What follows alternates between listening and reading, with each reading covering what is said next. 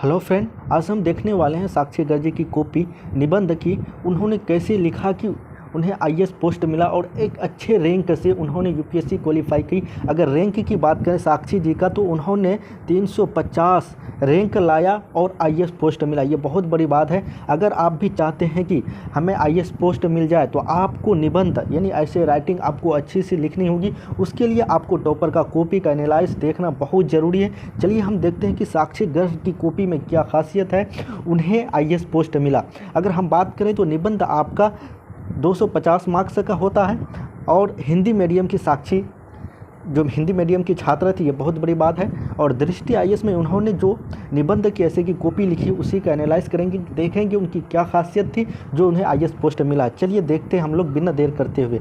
चलिए मेरे दोस्तों, आप अगर जो भी यूपीएससी एस्पिरेंट है, अगर हम बात करें तो साक्षी मैम को 250 मार्क्स में उनको 135 मार्क्स मिला। यहाँ देखिए सराहनीय प्रयास, ये बहुत अच्छी बात है। चलिए अगला देखते हैं उन्होंने कौन सा। अगर आप बात करें क्वेश्चन की, आपका 8 क्वेश्चन होता है जिनमें से आपको सेक्शन ए में 4 क्वेश्चन होगा, सेक्शन बी में 4 क्वेश्चन होता है, यानी 8 क्वेश्चन में आपको 2 का निबंध लिखना होगा। ऐसे चलिए इनमें से साक्षी जी ने प्रश्न है पहला, आप देख सकते हैं पहला प्रश्न है प्रत्येक असफलता के अवसर छिपा होता है।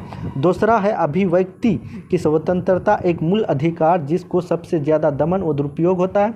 तीसरा क्वेश्चन कह रहा है कि समृद्ध राष्ट्र हेतु स्वास्थ्य राष्ट्र एवं पूर्व शर्त।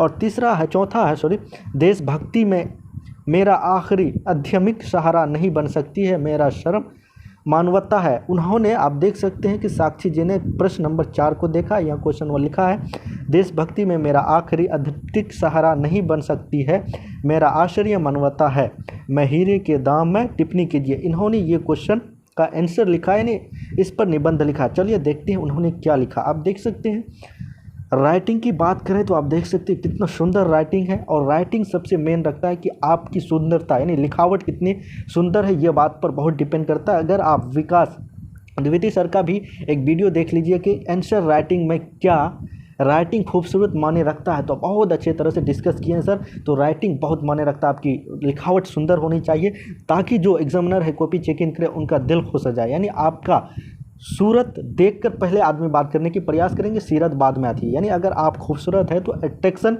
होना, यानी इसीलिए आप कॉपी में अगर अच्छे लिखेंगे तो आप देख सकते हैं राइटिंग कमाल की है, राइटिंग में कोई कमी नहीं है। उसके बाद देखते हैं क्या लिखा है। किसी भूभाग व सरकार को मिलाकर राष्ट्र का निर्माण होता है और जब ये राष्ट्र ही सब कुछ हो जाए तो यही अमूर्त उग्र भावना राष्ट्र कहलाती है। देखिए कितना अच्छा उसने डिफिनेशन यानी परिभाषा दिया है राष्ट्रवाद का। अगर संक्षेप में कहे, देखिए संक्षेप में भी उसने लिखा, इसमें लिखने का एक देखिए कि किस तरह लिखा। उन्होंने परिभाषा दिया, उसके बाद संक्षेप में भी कहा कि मैं और मेरा देश की भावना ही राष्ट्रवाद है। इसे 2 प्रकार में बांटा जा सकता है। देखिए उसका टाइप भी बता दिया। चलिए अगला देखते हैं कि 2 प्रकार क्या बताया। देखिए पहला लिखा, पहला जब अपने राष्ट्र के हित ही सब कुछ हो, राष्ट्र हित की प्राप्ति के लिए प्राण पछोर कर तक करने को तप्त हो, तो इस तरह लिखा इन्होंने तपड़ता हो। और दूसरा लिखा है कि जब अपने राष्ट्र के हित में दूसरे राष्ट्र के हितों के विरुद्ध हो जाए, जहां मानवता मानव कल्याण जैसे मुद्दे गुण हो जाए और राष्ट्रवादी प्राण लेने तक को निवहार हो जाए तो अर्थात अंध राष्ट्रवाद हो जाता है। यानी ऐसा राष्ट्रवाद जिसमें कभी जान लेने की वो अंध राष्ट्रवाद होता है। इतना भी ना हो कि किसी की जान ले ले तो ये राष्ट्र नहीं, अंध राष्ट्रवाद। उन्होंने 2 इसमें पहला कहा कि प्राण त्याग करने की तरफता हो, उन्हें 2 टाइप भी बता दिया ऐसा राष्ट्रवाद होता है किसी के अंदर। उसके बाद देखिए रविन्द्रनाथ टैगोर की एक पंक्ति भी लिख दिया कि रविन्द्रनाथ टैगोर का क्या कहना है। रविन्द्रनाथ टैगोर ने इस प्रकार की देशभक्ति की सुकुचित दृष्टि से देखा, अर्थात यह एक सीमित मानसिकता को प्रदर्शित करती है। टैगोर जी के अनुसार, यहाँ देखिए उन्होंने एक ब्लैक पेन से भी लिखा है, जो इम्पोर्टेंट बात जो कॉपी चेक इन करने वाले एग्जामिनर को उस बात पर ध्यान है, ये पॉइंट हुआ। इसे सीमाओं में बांधा नहीं जा सकता है और मानवता किसी व्यक्ति का हित अहित दया वर्णा की संवेदनाएं सीमाएं की ऊपर होती है। आप देख सकते हैं कितनी अच्छी किस तरह लिखा है और अपनी बात को किस तरह वो प्रकट किया है, जो कितना अच्छा लग रहा है सुनने में। आप देख सकते हैं इनकी ये खासियत थी जो उन्हें एक अच्छे मार्क्स और अच्छे मार्क्स भी मिला और एक अच्छे पोस्ट आईएएस मिला है। उसके बाद देखिए आज दशकों देखिए उन्होंने पिछले आज ही दशक है उनके बारे में बात करा, वैश्विक स्तर पर जो रही, मतलब अभी की बात कर रही, करंट अफेयर को उसमें राष्ट्रवाद में भी जोड़ रहा है। आप देख सकते हैं एंसर राइटिंग में इसे आप देख सकते हैं कि किस तरह लिखा। उसके बाद अमेरिका द्वारा उग्र अंतर्राष्ट्रवाद से अभिभूत, यहाँ आप देख सकते हैं अमेरिका का भी एक जिक्र कर दिया, यानी विदेशी मतलब इंटरनेशनल मतलब कर दिया है कि इंटर रिलेशन का अगले देश में जो क्या हो रहा है उसमें नस्ल भेद वगैरह इस तरह मतलब करंट अफेयर से भी जोड़ दिया। यहाँ देखिए सीमा पर जन्म, नस्ल, धर्म, जाति, रंग के आधार पर आगमन निषेध दिया गया है। आगे देखते हैं उन्होंने क्या कहा है। वर्तमान में देखिए वर्तमान में हो रही इन घटनाओं के कारण ये प्रश्न उठना स्वाभाविक है कि राष्ट्रवाद बड़ा है या मानवता, यानी इसमें कि वर्तमान में अभी जो देश का हालात है, कहीं कुछ हो रहा है कहीं कुछ, तो उसमें कहा कि राष्ट्रवाद या मानवता। आप देखिए इसमें क्या कहा है, इसके उत्तर हेतु राष्ट्रवाद के पक्ष विपक्ष में पर्याप्त विश्लेषण करने की आवश्यकता है। आप देख सकते हैं इसकी राइटिंग तो कमाल है, लिखने का इसकी जो सोच है वो भी कमाल की है। उन्होंने जो आंसर राइटिंग को करंट अफेयर से और जो घटना है उनको भी एग्जाम्पल के तौर पर दिखाया है कि अमेरिका को लिया है, सीरिया की बात कही है। आगे देखते हैं या उपनिवेशवाद और साम्राज्यवाद की भी यहाँ देख सकते हैं। या उन्होंने जो ब्लू पेन से लिखने के बाद जहाँ कुछ इम्पोर्टेंट फैक्ट है उन्होंने अंडरलाइन करते हुए और अलग पेन से भी लिखे। इस बात को भी ध्यान दीजिएगा, जब भी कभी आप आंसर या एग्ज़ाम दीजिएगा, आंसर राइटिंग लिखिएगा या मॉक टेस्ट दीजिएगा तो आप ज़रूर इस पर फोकस कीजिएगा कि कोई फैक्ट हो तो उसमें आप दूसरे कलम से लिख दीजिएगा, अंडरलाइन कर दीजिएगा, ताकि एग्जामिनर को उस बात पर पॉइंट पर आपकी बात समझ सके कि आप कहना क्या चाहते हैं। चलिए अगला देखते हैं। अगला प्रश्न यानी 4 प्रश्न में से ये बहुत ही अच्छी बात है। इसमें देखते हैं इसको मार्क्स कितना मिला। इसमें मार्क्स की बात करें, आप देख सकते हैं मार्क्स मिला है इसको, देखिए लगभग 70, मतलब 250 मार्क्स में 100 मार्क्स। आप देख सकते हैं इसमें एक प्रश्न में इसको मिला 70 मार्क्स।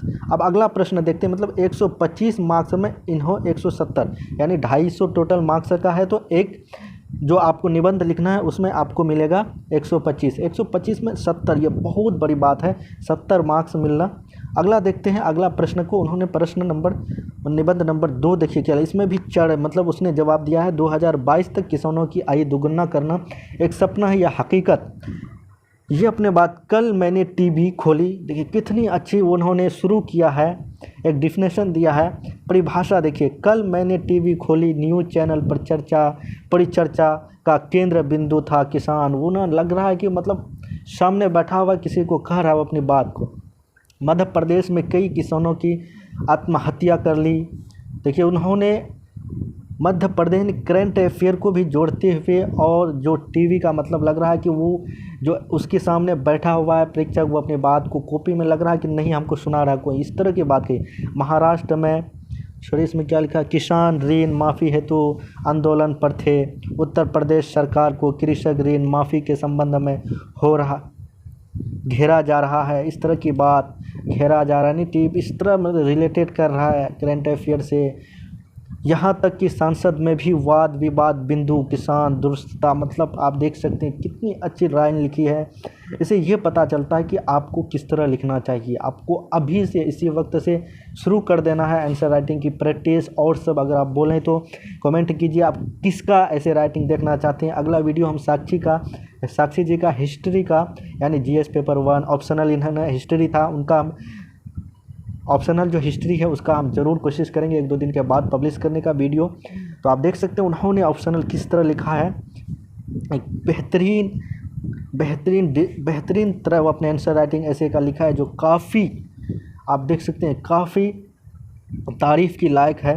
उसने लिखा 2022 तक इन किसानों की आय दुगनी कर दी गई, मतलब मेरे एक मित्र ने व्यंग और कितने अच्छे उदाहरण दिए उन्होंने। एक मित्र अच्छे तरह से समझाया है, लिखने वाले अगर कॉपी पढ़े चेक इन करे तो वो तो नंबर खोल के देगा भाई, क्योंकि कितने अच्छे तरह से लिखा। देख सकते हैं यहाँ उसके बाद पॉइंट दे दिया, देख सकते हैं यहाँ पॉइंट कर दिया। यहाँ देख सकते हैं पॉइंट नंबर 1, खेती शुरू करने से पूर्व समस्या, खेती के दौरान की समस्या, खेती के उपरांत, अर्थात ये बहुत ही आपके कॉपी पर डिपेंड करता है। आपको एक इस फैक्ट पर इस पॉइंट को भी नोट कर लीजिए कि अगर आप आंसर राइटिंग लिखें तो पॉइंट को ज़रूर दर्शाइए, एग्जाम्पल दे के देखिए, करंट अफेयर से जोड़िए उसको, समस्या को एक लाइन से जोड़िए।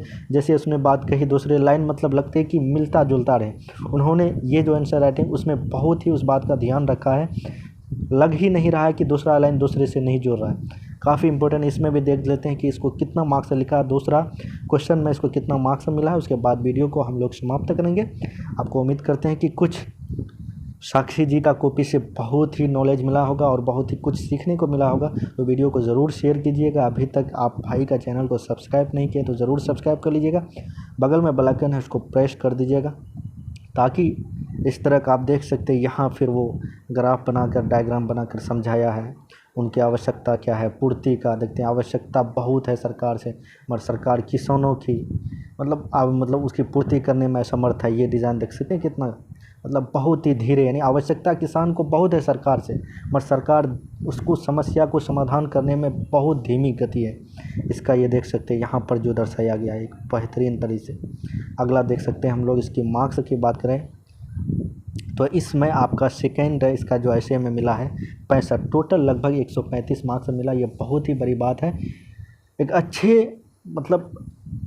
अच्छे टॉपर का यही होता, लगभग 135 150, किसी का भी एक 150 मार्क्स पहुंच जाता है। ये बहुत बड़ी बात है ऐसे राइटिंग, और यूपीएससी में ये बहुत बड़ी बात है। आप देख सकते हैं उन्होंने लिखने की तरीका किस तरह लिखा है। एक लाइन परिभाषा जो शुरू किया है, परिभाषा दिया, उसके बाद संक्षेप में लिखा, उसके पॉइंट किया, ग्राफ बना के समझाया, किस तरह ये बहुत बड़ी बात है। इसी तरह आप भी लिखने की प्रयास कीजिएगा। आज साक्षी जी का कॉपी देखने के बाद आप आज से ही शुरू कर दीजिए। इस कॉपी को देख कर आप भी लिखने की प्रयास कीजिए। उन्होंने कहाँ से अपनी बात को रिलेट किया है। उम्मीद करते हैं कि आपको साक्षी जी का कॉपी ऐसे राइटिंग समझ में आई होगी और बहुत अच्छी लगी होगी। तो अगला जो आप कमेंट कीजिए कि आपकी किस टॉपर का कॉपी चाहिए, जो मैं आपके लिए वीडियो बनाने की प्रयास करूँगा। फिर मिलते हैं। जय हिंद दोस्तों।